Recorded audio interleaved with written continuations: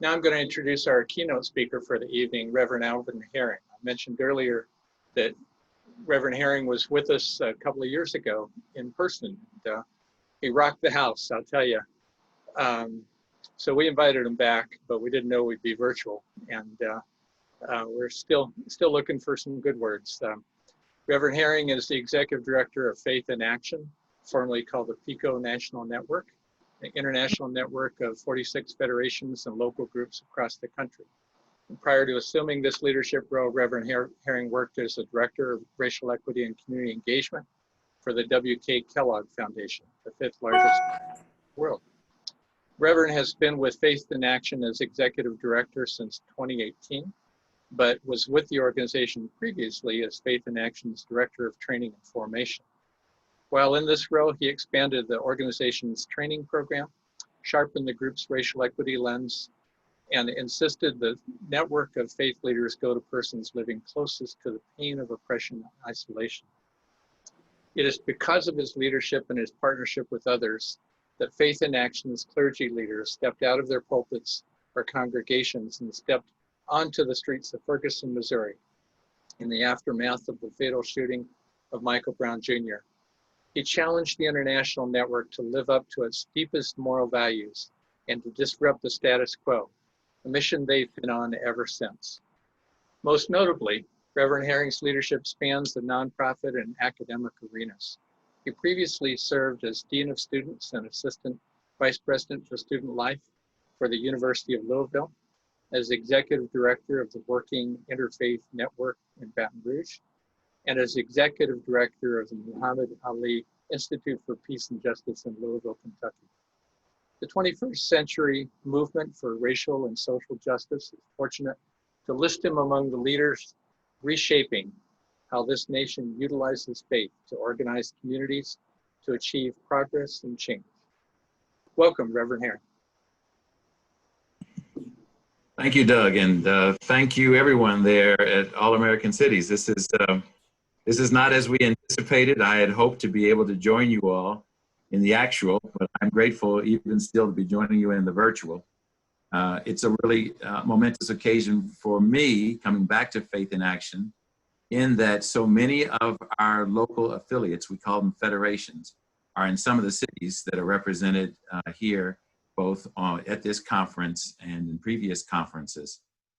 Faith in Action is a national network, actually an international network, of some 40 member organizations stringed all across the country in 25 states.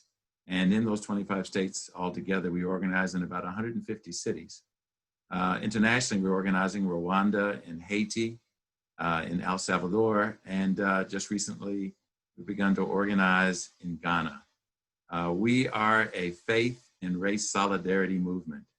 We believe that the future will be shaped by those of us who can find our way back to one another and working closely with one another in solidarity against the challenges that we face for the greater good, for the common good. And so for me, it feels that addressing All American Cities is in line with our mission. And we certainly count you as one of our allied brothers and sister organizations in the struggle for human justice. I want to especially say hello to Doug, who I met several years ago and was completely moved by his enthusiasm for civic engagement and his deep commitment that everyone find a way to lead, and his support of that work over the span of his career. So it's good to see Doug again.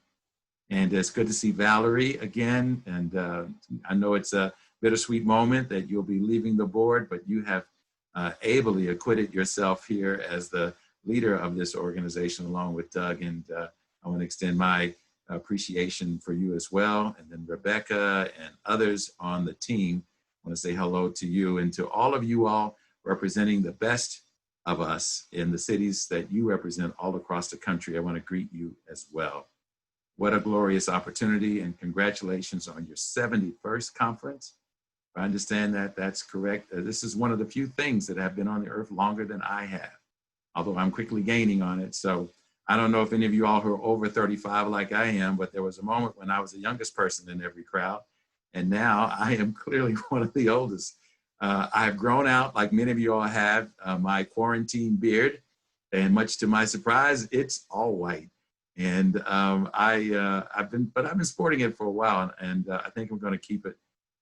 It does say that I might, if I'm not wise, at least I've been around long enough to be smarter than I am. So I'm really glad to be with you. And I bring you greetings from Baltimore, Maryland.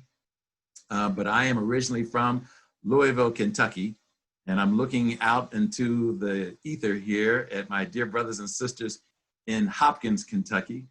And want to send a special shout out to them. We affectionately call Hopkins, Kentucky in Louisville, we call it Hoptown. And we are glad to be, that we're glad that they are in the house. But I worked for a time and was a professor at a small university, a small college, now it's a university, in Northern Indiana at Manchester College. And so I'm really well familiar with Logansport and with Muncie. Hello, Logansport and Muncie. And for a short period of time, we lived although we worked in Indiana, we lived in Ohio, just across the state line in Van Wert, Ohio. So I want to give a shout out to Dayton and other Ohio cities. And if I had never lived in your community, well, I'm only 63. I still have time to get around to where you are. But it's really good to be with you all. Now, we are involved in Faith in Action, as many of you all are, in trying to do our best to not only encourage our brothers and sisters to take every precaution during this pandemic, but to support them and offer them every manner of our support and our friendship, our love, our compassion. But we always start these days every call with a wellness check. And so I just want to, if it's okay with you, I'd like to start this call, this conference, my little speech here with a wellness check. So if you can, a thumbs up would be helpful as I ask you a number of questions. Are you well this evening? If you are, give a thumbs up. Okay, are you taking all necessary precautions in your home and when you travel outside? If so, give a thumbs up. I know there's some controversy about wearing a mask. I'm just asking, are you taking all the precautions that you believe you need to take in order to keep yourself and your family well? If you are, I see some people put on their mask, great. If you are, thumbs up. If you should get ill, do you know what to do? Do you know who to call? Do you know where to reach out to? If you do know who to call and what to do, give me another thumbs up. You know who to call, you know what to do. Are you aware of the symptoms of this virus? If you are aware of the symptoms, put your thumb up. Okay. Now, this is very important. Do you have access to sustaining and nutritious food right now? If you do, put your thumb up. Just know, dear brothers and sisters, I've been on calls when I've asked that question. I've had folks who've not been able to put their thumb up. Do you have an adequate amount of health care that should you get sick, you can take care of your health care needs? If you do, put your thumbs up. And again, just know, brothers and sisters, I've been on calls where folks had no health care and wouldn't know what they would do should they get sick or someone in their family get sick. And the last question, just to make sure, are you dealing as well as you can with the mental and emotional stressors and pressures of this moment as well as you can? If so, put your thumb up. If your kids are driving you crazy, put your other thumb up. Put your thumb down, someone said. Okay, so we've done a wellness check. And I'm telling you, even though I'm using a little humor here, we do this now since March, every call that we initiate. Right now, we're involved in one of the largest voter activation efforts in the country. Before the November election, we will have talked to 1 million of our fellow citizens. Many of them can vote, but some of them can't vote, but we will talk to them anyhow. And these are folks who will be first-time voters, or folks who've never voted, or folks who are rarely talked to in an election. We're excited about it, and we're working really hard. We're also working hard to drive people to their computers now. Before, we were asking them to use any manner possible, but we're working to drive people to the computer so they can fill out the census. And have you filled out your census? If you have, give me another thumbs up. All right, okay, so we're doing good. Are you registered to vote? If you are, put your thumb up. Do you know what to do in case voting is disrupted in your community and you may have to do something other than appear in person? Do you know? If you do, raise your thumb. Now, many of us don't know, and I know that some of us don't know. And so it behooves you, if you're going to be a part of this wave of civic engagement, to find out where you're supposed to go, what you're supposed to do, so that your vote and your voice will count. Well, I have some prepared comments, and I find it difficult to say those and look at you at the same time. I'm a person who really has to see people, and you may be one of those persons as well. So if you see my eyes dart away, it's just to remind me to stay on track. And I have about another 15 or 20 minutes, but there's some things I really wanted to share with you. But I'm just so grateful that we're having this time to be together. I know that the theme of this year's conference is health and well-being through civic engagement. And I certainly know that in this moment, we are appropriately concerned about our health and well-being. And I hope that this conference, the information you're about to experience, the information you're about to share, will aid to your ability to take good care of yourself, take good care of your family and loved ones. And since we're all working in support of our wider community, take good care of your city. I pray that your city is doing all that it can. It really troubles my heart that we would lose anyone at this time. And I know there's some on this phone call or on this conference Zoom call. I know some of you know people who have been lost to the pandemic, and you may have lost a loved one yourself. And if that's the case, I want to offer you my condolences, but also remind you that better days are going to come, particularly if we're willing to work for them.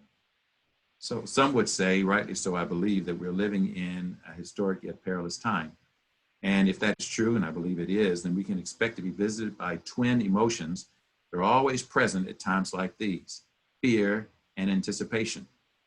Fearful that what is happening could get worse and envelop us and those that we love most dear, and anticipation that the resolutions to our fears could be just around the corner if only they would just appear. And if those are our companions in this moment, then we are challenged to speak to our fears with the language of action that is deeply rooted in our vision for a better community, a better city, and a better country. There is a global pandemic that is stretching around the whole wide world and visiting pain and death on people young and especially old, sick, and even those in the prime of their lives in perfect health.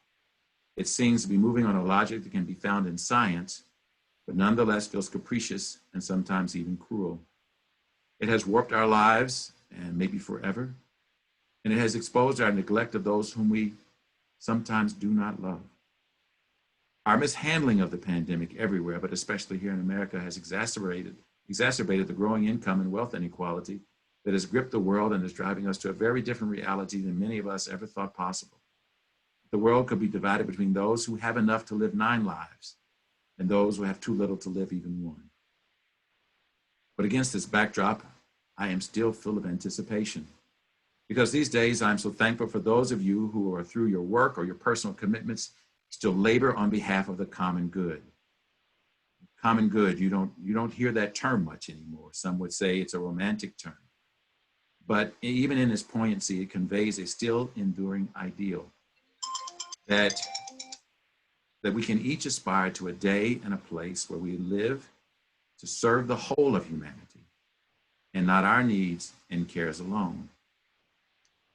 We live to serve the child through advocating for good schools and well-paid teachers so that she and he can be the beneficiaries of a liberating education that will set their young imaginations on fire and teach them how to serve and lead with character, dignity, and purpose. To serve our elders who have given so much of their time and energy to build their share of the great enterprises, the tall buildings, the deep canals, the lush farms, and the winding roads, through involvement in their lives and advocacy that will ensure that the supports that they need are there as they age.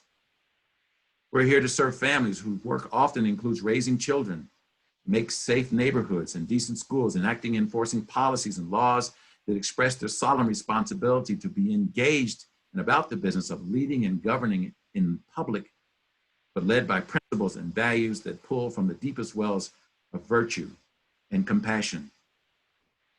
We live to serve the poor and to see them not as poor in value or poor in worth or poor in imagination, certainly not poor in their understanding of their own needs and their own inherent power and brilliance, not poor in spiritual and moral clarity, not poor as neighbors and friends, nor poor in light or love, but rich in all these things, yet made poor through policies and institutions that consign so many to poverty and disproportionately deposits obscene wealth in the hands of so few. We live those who are insistent in this moment that Black lives matter, and who are driving us to a prophetic showdown with our troubled history and our greatest national sin. They're crying out through their pain, through their rage, through their deep longing to be seen as human and therefore worthy of access to all the fruits that this country has provided to those who can claim privilege because of race or caste. Now, I know in this moment we might all be resolute and agreeing that we should champion the cause of Black Lives Matter. I've been around for a while and I recognize that racial justice is still a controversial issue. We all don't see things the same. I'm also aware that our politics aren't all the same. And I get it, but I'm here to tell you that there are greater and higher needs, and there's a greater and higher calling that we each must try to pay attention to. We're being asked, I think virtually begged, to remember to love one another, that we are each other's brother and sister, that I know we're different, and those differences can sometimes be maddening and can sometimes feel threatening. I get it. I really get it. You know, I was born in 1957 in Louisville, Kentucky, in the Jim Crow South. And though my movements weren't constricted by law, they were constricted by practice. And when I was 7, in 1964, my family traveled by car to Clayton, Alabama. We had never been that far south before as a family. My father drove like a bat out of hell, rarely stopping. And when he stopped, he was very careful whom he talked to. One occasion, we were nearly out of gas and he stopped and we went to a filling station where the signs were pretty clear that we would not be welcomed and we were refused service. When my mother petitioned the station manager to let us at least use the restroom, he refused and ushered us across the street to an empty field where we were there, gathered in my mother's dress and used the restroom outside and then made our way on to Clayton, where we experienced other reminders that the world was definitely separate and not nearly close to being equal. Some would say that not much has changed since then. Others might say that things have changed significantly. But here's what I know. I won't be happy, and I pray you won't be happy until we're able to welcome each and every one of us as our indispensable, reliable, deeply loved and cared for friend and neighbor and ally and comrade. I can't wait till that day happens, and neither should you wait. We should be about the business of making that day happen now.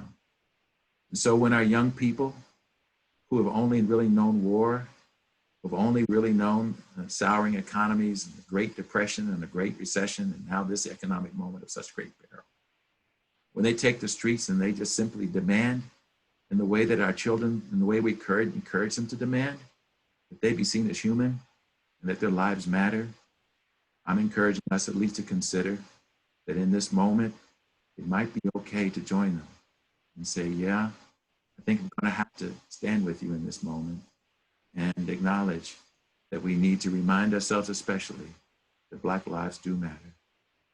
It doesn't mean that other lives don't matter. It doesn't mean that at all. You'd have to know what it's like to not be free or feel free. You'd have to know what it's like to leave your house every day and not be certain that you're gonna come home. You'd have to know what it's like to grow up and be seen to be less than others, and made to feel ashamed of your skin or your heritage. You'd have to know what that feels like to know why saying Black Lives Matter now means so much, but it does. And so there we are.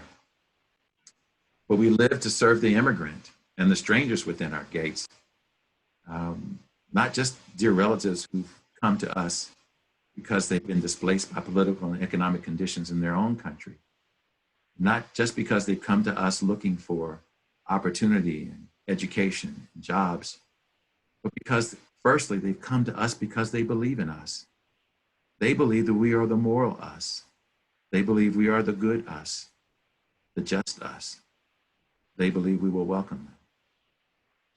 And we are born to this service, my dear brothers and sisters, and though we toil in constant struggle against tidal forces that have all of the advantages on their side, we will not demur from our task. We should not faint in the face of the challenges that have beset us. We shouldn't wither and the assault on our very personhood. And we should not relent until God Almighty proclaims that the new world, the one that we have carried across the centuries in our dreams and our blood and our sweat and our tears, until that new world is revealed to us. Because this is who we are. We're just everyday people. And you know what? That is something to be proud of. We're just people who count our wealth not in coins or dollars, but in relationships and moments where our humanity leads us towards one another, for the sake of building a more perfect union, for the sake of building community, for the sake of building the common good. You see, after all, it has always been everyday people like you and I who have made all the difference. In my home state of Kentucky, Bobby Kennedy came to visit my state when I was a child. And he started his visit in the coal fields of Eastern Kentucky. And I remember watching on the evening news, Walter Cronkite talked about Bobby Kennedy coming to my state.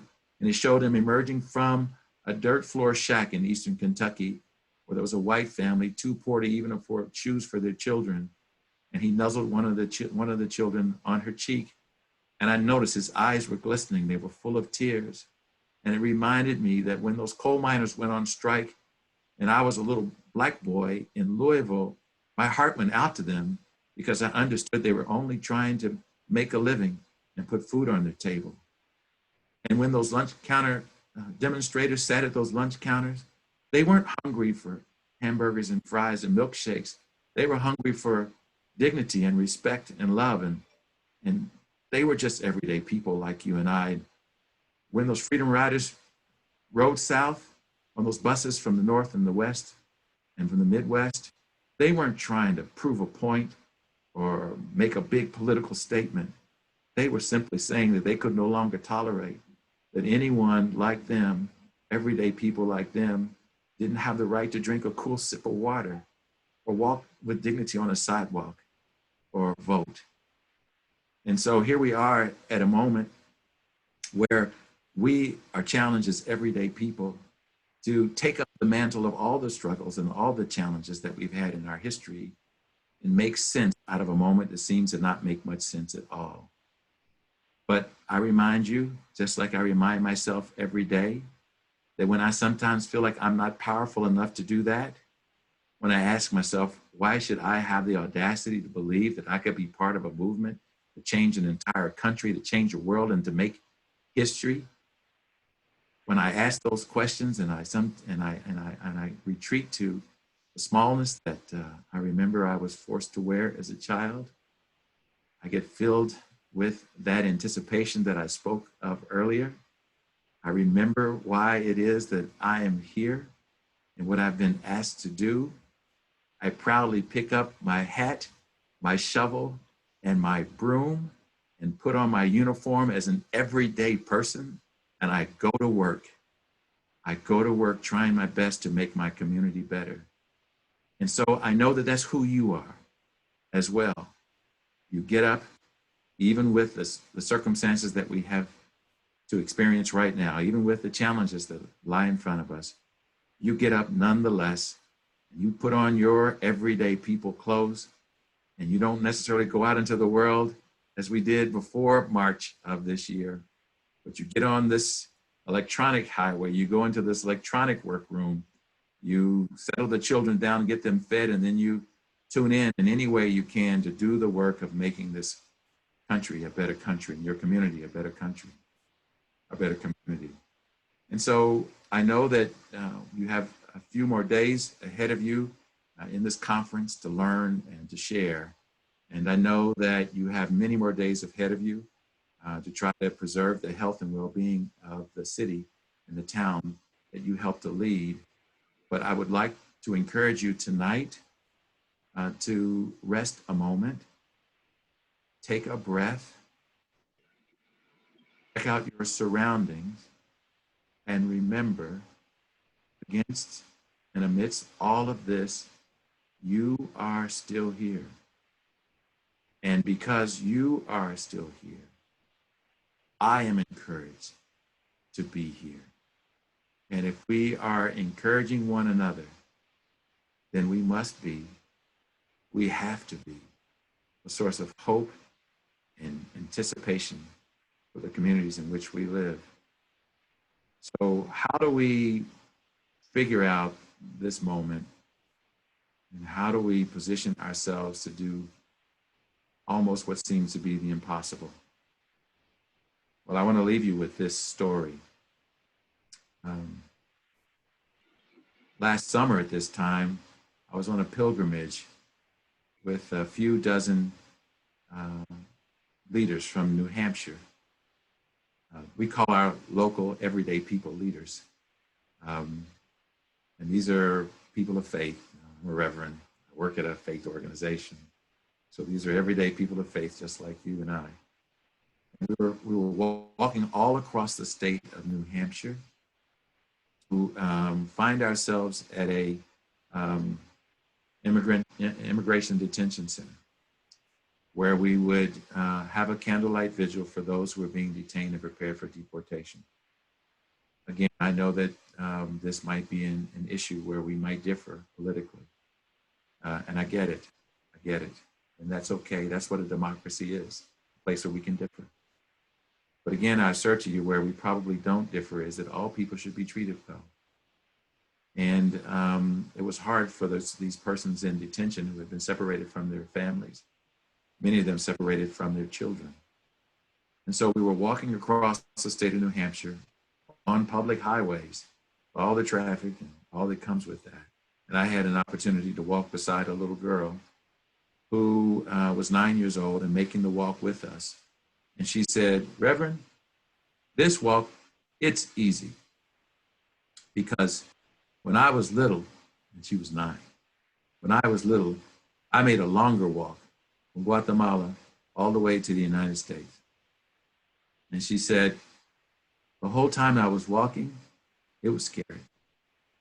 She said, "What helped me was the loving soothing that I got from my parents and those who were with me, and this letter I had from a person in a church in the United States who said to me that she loved me and she couldn't wait for me to join her and we could be friends." And she held that letter, she said, to her bosom every day, tucked it inside of her shirt, and it reminded her why she was walking so far. And again, I tell you that when you hear stories like that and you spend time with people who struggle, it reminds us of who we really are. Everyday people, but who have all the goodness and all the dignity, all the love and all the compassion and all the kindness that is required to make the world a better place. And so I implore you, my dear brothers and sisters, as you work so hard to engage yourself and those around you in the business of leading and governing your community, that you remember to do it with compassion and with kindness, that you do it out of love and deep regard, and that you stay in full anticipation that a better world, a more just world, a world at peace is on its way. It's coming. And in the words of Arundhati Roy, she said, "A better world is coming," and she's moving as fast as she can.